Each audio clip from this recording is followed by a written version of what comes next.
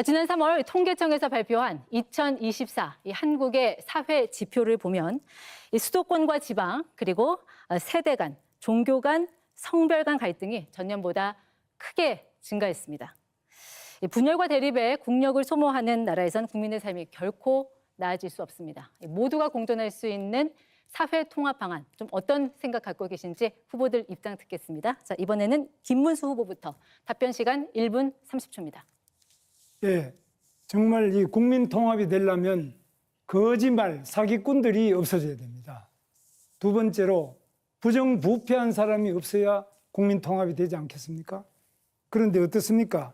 지금 자기가 공직선거법에 허위사실 유포죄로 대법원에서 파기환송 취지로 유죄 취지로 파기환송을 하니까 이 대법원장을 완전히 청문회를 하겠다, 탄핵을 하겠다, 대법관을 100명을 뽑겠다 이런 식으로 마음대로 대법원까지도 자기 마음대로 하려고 합니다. 그리고 또 헌법재판소에서 4심까지도 이 대법원 재판을 다시 하도록 이렇게 하려고 하고 있습니다.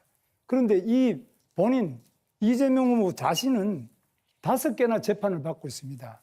즉 불법 대북 송금 사건으로 부지사를 감옥에 보내놨는데 7년 8개월입니다. 어떻게 부지사가 감옥에 가 있는데 지사가 멀쩡한 이런 대북 송금이 어떻게 가능합니까? 저도 도지사를 해봤지만 있을 수 없습니다. 백현동, 대잔동 비리로 얼마나 많은 사람들이 감옥에 가 있고 얼마나 많은 사람이 의문사를 했습니까? 뿐만 아닙니다. 지금 그 측근들이 이렇게 어렵지만 나머지 다른 사람들도 전부 어려움을 처했는데 이 거짓말과 부패를 뿌리 뽑는 것이 가지고 국민 통합의 첫걸음이 안 되겠습니까? 네, 같은 질문에 권영국 후보 답변 듣겠습니다.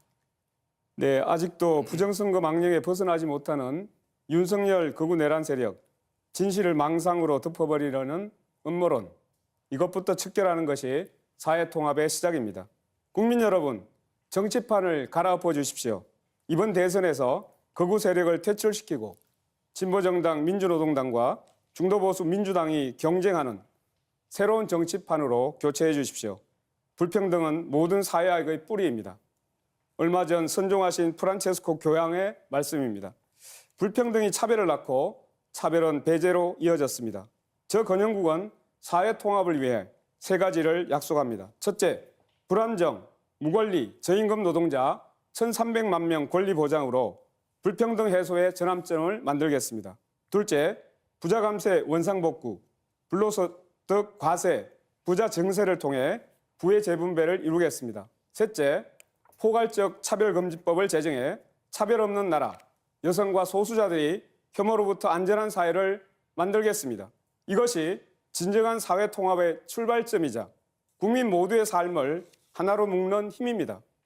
저 권영국이 끝까지 책임지도록 하겠습니다. 국민 여러분, 함께해 주십시오. 우리의 삶은 우리의 힘으로 함께 만들어가는 것입니다. 네, 이번에는 이준석 후보 답변 듣겠습니다.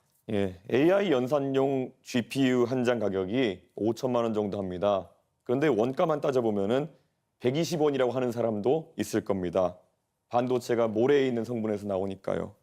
이걸 두고 GPU 원가는 120원이라고 하면 농담이지만 그것을 근거로 대기업이 폭리를 취하니까 이윤을 빼앗아서 국민에게 나눠주자라고 하면 선동이 됩니다.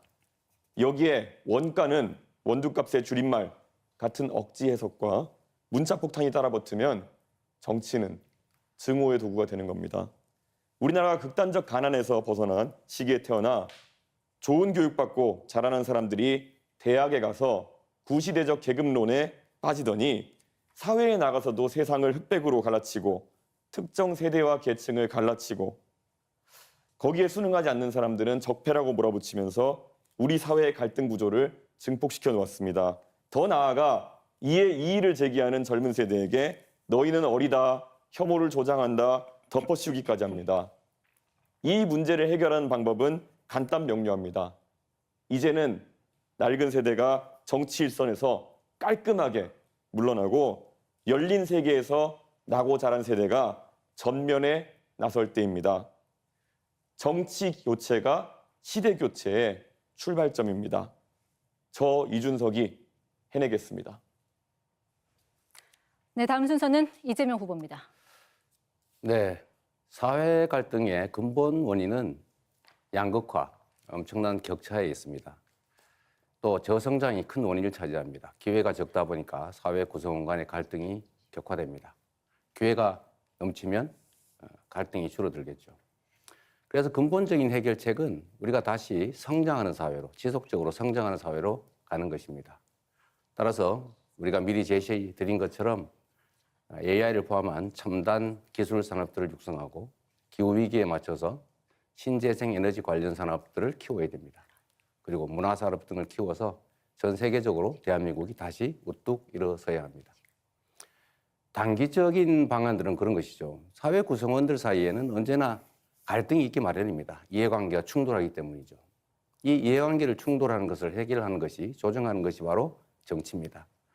그런데 이 정치가 최근에 좀 이상하게 변질했습니다. 상대를 존중하고 대화하고 인정하고 또 타협해야 되는데 상대를 제거하려고 합니다. 가장 극단적인 형태가 이번에 내란, 계엄 사태죠. 야당을 완전히 쓸어 없애버리려고 한 것 아닙니까? 야당, 정치적 상대를 제거하려고 했던 것 아닙니까? 이런 방식으로는 사회 갈등이 해소되는 게 아니라 적대와 혐오, 증오가 커지죠. 이번 내란 사태를 극복하는 것, 엄격하게 심판하는 것, 이게 가장 중요한 방안이라고 생각됩니다.